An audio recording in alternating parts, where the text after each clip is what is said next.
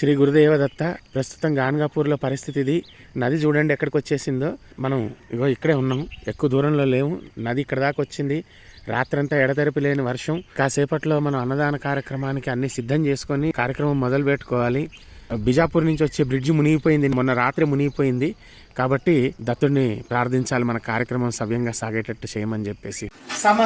సమస్త జగత్స్థిత దత్త భక్తానాం సకుటుంబస్య సబాంధవస్య క్షేమ స్థైర్య ధైర్య వీర్య విజయ అభయ ఆయుః ఆరోగ్య అష్టైశ్వర్య అభివృద్ధ్యర్థం ధర్మార్థ కామ్యమోక్ష చతుర్విధ ఫలపురుషార్థ సిద్ధ్యర్థం శ్రీ గురుదేవ దత్తాత్రేయ స్వామి కృపాకటాక్ష అనుగ్రహ వరప్రసాద సిద్ధి ద్వారా శ్రీ గురు దత్తానుగ్రహం చేత ఉదయం 8 గంటలకల్లా మబ్బులు తొలగిపోయి ఎర్రటి ఎండ వచ్చింది.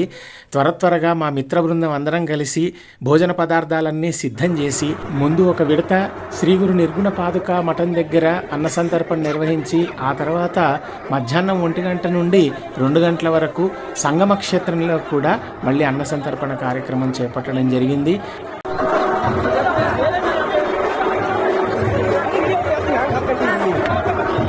శ్రీ గురు దత్తానుగ్రహంతో సంగమ క్షేత్రంలో భజన కార్యక్రమం కూడా నిర్వహించుకున్నాము. మా కార్యక్రమాలన్నీ పూర్తయ్యేటప్పటికి సాయంత్రం అయింది. ఈలోపు పైనుంచి వచ్చిన వరదకి పాపనాశ క్షేత్రం అయితే పూర్తిగా మునిగిపోయింది. అవధూత చింతన శ్రీ గురుదేవ దత్త.